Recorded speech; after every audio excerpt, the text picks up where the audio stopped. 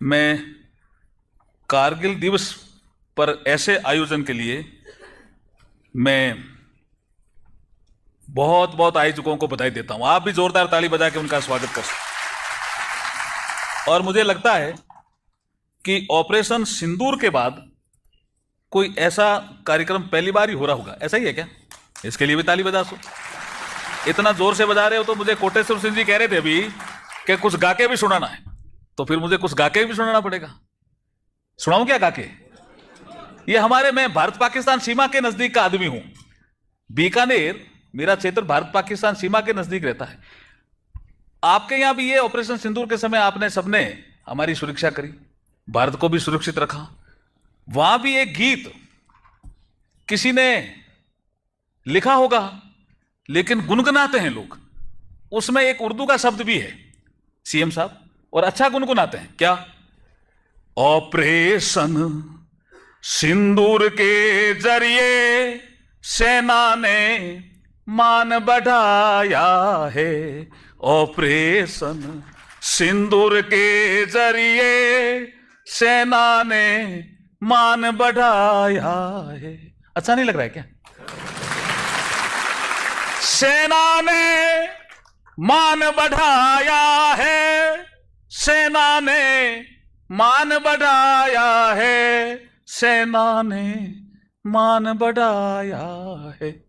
Operation सिंदूर के जरिए सेना ने मान बढ़ाया है। जोरदार ताली बजा के आप स्वागत करो। तो कोटेश्वर सिंह जी, आपका काम तो हो गया। अब मैं एक कहानी कहूंगा जिससे आपको मनोज सिन्हा साहब की बात आपको याद आएगी। एक हमारे इस देश में एक महान चिंतनशील व्यक्ति हुए थे, वो कलकत्ता के। उनका नाम था ईश्वर चंद्र विद्यासागर। बहुत विद्वान थे। अब जब बाबा साहब भीमराव अंबेडकर जी 25 नवंबर 1949 को अपना संविधान सौंपने से पहले पहला भाषण दे रहे थे संविधान सभा में, तब वो इसी चीज का जिक्र कर रहे थे कि 26 जनवरी 1950 को हमें राजनीतिक समानता तो मिल जाएगी, जिसको उन्होंने पॉलिटिकल इक्वलिटी की बात की, लेकिन हमें सामाजिक और आर्थिक समानता कब मिलेगी? हमारे समाज में बंधुता का भाव कब बढ़ेगा? इसका जिक्र मनोज सिन्हा साहब अभी कर रहे थे। लेकिन मैं ईश्वर चंद्र विद्यासागर की एक कहानी से आपको समझाने की कोशिश करूंगा। यह मैंने कहानी हमारे चीफ जस्टिस ऑफ इंडिया न्यायमूर्ति बी आर गवई साहब के सामने भी कही थी, तो उन्होंने कहा यह कहानी बहुत अच्छी है, और उनके ही निर्देश पे यह कहानी यहां भी दोहरा रहा हूं। दोहरा दूं क्या? ईश्वर चंद्र विद्यासागर एक महान दार्शनिक होते थे।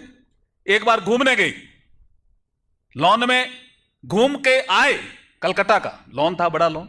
घूम के आए तो लॉन के गेट पे एक व्यक्ति उनको अचेत मिला। उन्होंने हाथ लगाया, देखा बुखार है और अचेत भी है।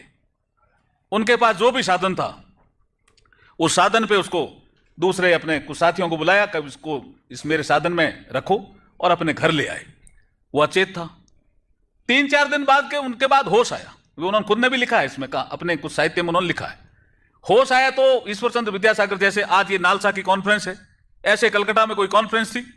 Find what's right for you only on Myntra Beauty. Nice. Shop now and get extra 20% off. उसमें भाषण देने गए भी थे ईश्वर चंद्र विद्यासागर। घर आए तो घर में बवाल मच गया। उन्होंने कहा, आप किसको लेके आ गए? आप पूछते भी नहीं हो।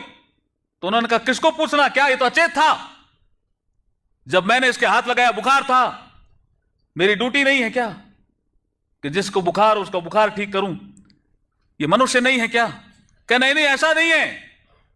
ये शिवपुर समाज का आदमी है जिसको आप घर ले आए, जिसका जिक्र अभी मनोज सिन्हा साहब वाल्मीकि समाज के लिए 370 समाप्त हुई। उसके बाद ही मेरे ख्याल में वाल्मीकि समाज के पहले लोग 370 से धारा 370 के समय क्या करते थे, अगर वो सफाई कर्मी है तो उसका लड़का सफाई कर्मी रहेगा। जैसे ही 370 समाप्त हुई, अब उसका लड़का जम्मू कश्मीर में एडमिनिस्ट्रेटिव ऑफिसर भी बन सकता है। यह फर्क नजर आ रहा है वाल्मीकि समाज में। तो ऐसा ही उन्होंने कहा, तो वाल्मीकि समाज का आदमी है, किसको उठा लाए आप?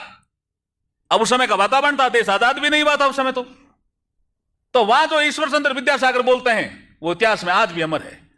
वो कहते हैं ये मेरा भाई है। तो उन्होंने कहा कैसे भाई हुआ?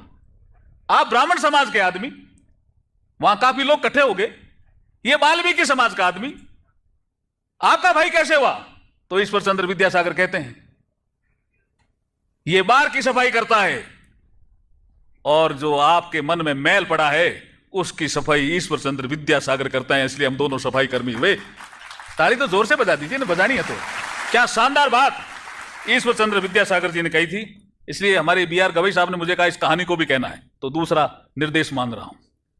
तीसरा विषय सूर्यकांत जी ने कहा, जज साहब ने अभी बैठे बैठे न्यायमूर्ति जी ने कहा कि आप कुछ इसके बारे में बताएंगे कि आपका अनुभव क्या है। मैं राजस्थान में आईएएस ऑफिसर रहा और जब मैं एक जगह कलेक्टर था तो एक मेरी रेवेन्यू कोर्ट थी, उसमें एक आर्मी का आदमी आया, उसने कहा मुझे मेरी सुनवाई पहले कर लो। मैंने कहा झगड़ा क्या है? कि मेरा झगड़ा है खेत का। मैंने कहा खेत में क्या भाई?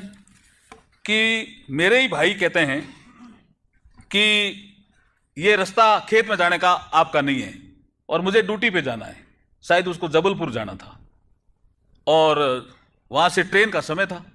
हमारे स्टाफ ने कहा साहब ऐसे कैसे हो सकता है, इसको हम पहले कैसे सुन सकते हैं, और भी लोग बैठे हैं।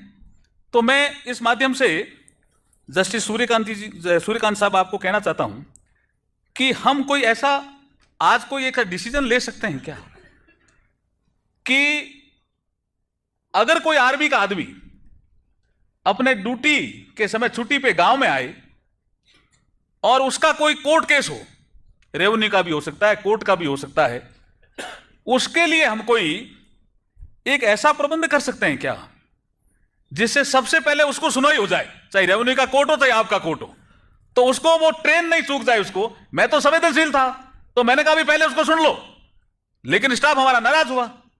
मैंने कहा भी तुम्हारा ये खेत का झगड़ा क्या से आज? तो मैंने सेटल भी किया।